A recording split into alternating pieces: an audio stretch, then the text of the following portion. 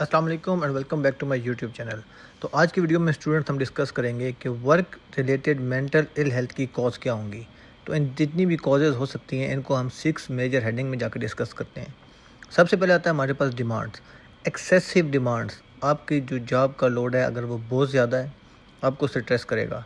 अगर आपका जॉब का लोड बिल्कुल कम है, अगर आपका काम कम है, आप तभी स्ट्रेस में जाओगे कि यार काम कम होने की वजह से मेरी जॉब चली ना जाए। फिर आपके शिफ्ट पैटर्न्स, फिर आपकी डेडलाइंस, फिर लॉन्ग वर्किंग आवर्स, ये मल्टीपल कंट्रीब्यूटिंग फैक्टर्स हो सकते हैं। इन एडिशन टू दिस कुछ हमारे पास जॉब ऐसी होती हैं जो by demand extra fatigue face करनी पड़ती है। For example traffic control department हो गया या सोशल वर्क डिपार्टमेंट हो गया, जिसके अंदर रेस्क्यू डिपार्टमेंट्स आ सकते हैं। आपको हाईली इमोशनल सर्कमस्टांसेस का सामना करना पड़ सकता है। सेकंड फैक्टर की या सेकंड कॉज की बात करें तो कंट्रोल आ जाता है, lake of control over job.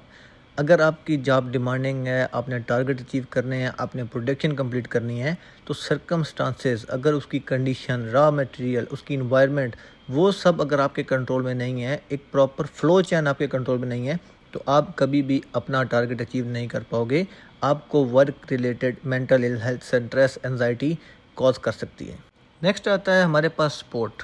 आपके काम को लेकर, वर्क रिलेटेड एक्टिविटी को लेकर अगर आपको प्रॉपर इन्फॉर्मेशन नहीं पास हो रही, अगर आपके पास वन वे कम्युनिकेशन, अगर आपके पास कंसल्टेशन नहीं है, आपको इंस्ट्रक्शन नहीं मिल रही, you even didn't trained what to do and how to do, तो ये सब चीज़ें क्या करेंगी, आपके टारगेट अचीव करने पे, काम कंप्लीट करने में हर्डल्स क्रिएट करेंगी। जब आपका काम कंप्लीट नहीं होगा तो आप work related mental ill health के एक्सपोज हो सकते हैं। नेक्स्ट आता है relationship, culture of your organisation.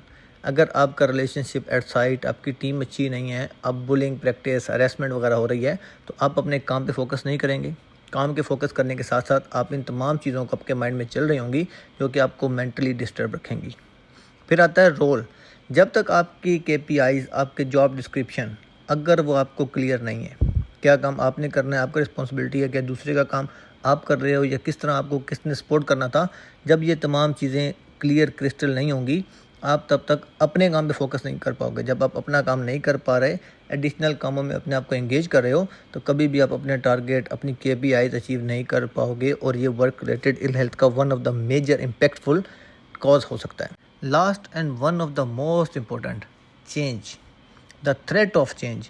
Workload हमारा ज़्यादा है, रिसोर्सेज हमारे पास नहीं है, इन्फॉर्मेशन नहीं है, हमारे पास रॉ मटेरियल नहीं है, टारगेट अचीव नहीं होगा, सेल्स नहीं होगी, हमारी जॉब चली जाएगी, हमारी डिमोशन हो जाएगी। तो इस तरह के जो फैक्टर्स हैं वो वर्क रिलेटेड इल हेल्थ को, मेंटल इल हेल्थ को ट्रिगर करने में काफ़ी इम्पैक्टफुल अपना पॉइंट रखते हैं।